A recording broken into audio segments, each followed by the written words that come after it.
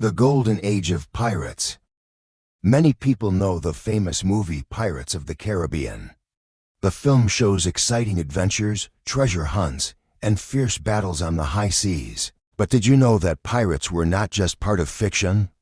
They were real, and they ruled the seas for many years. One of the most famous pirates was Blackbeard.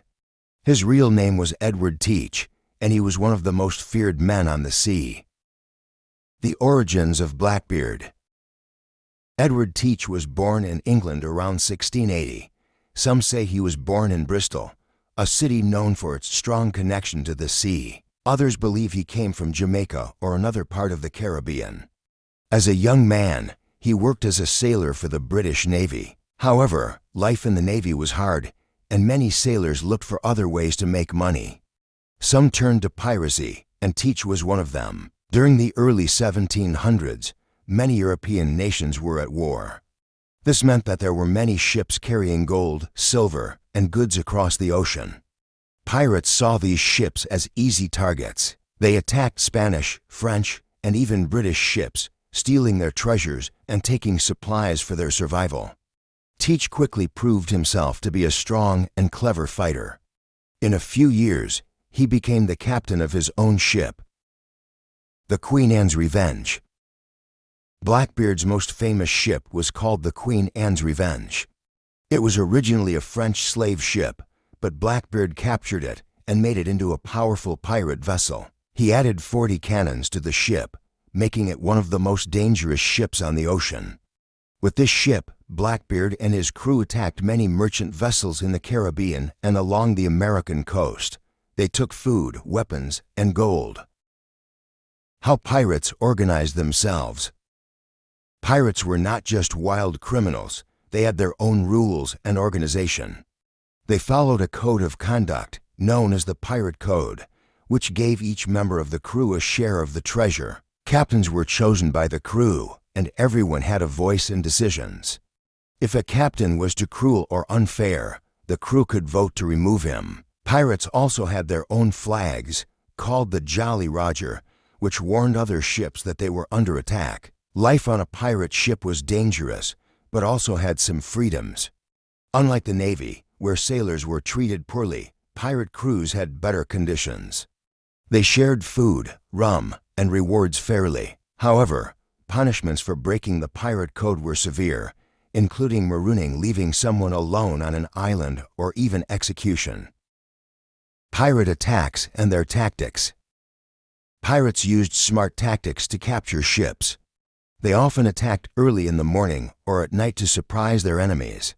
Some ships carried fake flags to trick other vessels into thinking they were friendly. Once close, the pirates would raise their real flag and fire their cannons. If the attacked ship surrendered, the pirates would take the loot and sometimes recruit new members.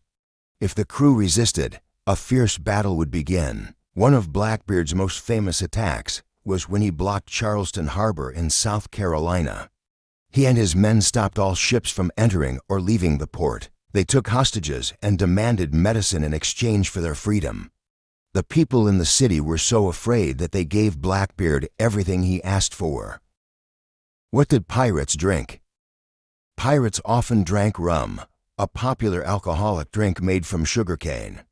Rum was easy to find in the Caribbean and kept well on long journeys. Pirates mixed rum with water, sugar, and lime juice to make a drink called grog.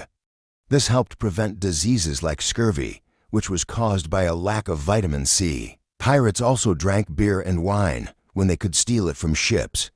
However, drinking too much often led to fights and problems among the crew. A fearsome reputation. Blackbeard wanted people to fear him. He had a long black beard, and he put burning fuses in his hair during battles. This made him look like a demon with smoke around his face. Many sailors gave up without fighting when they saw him.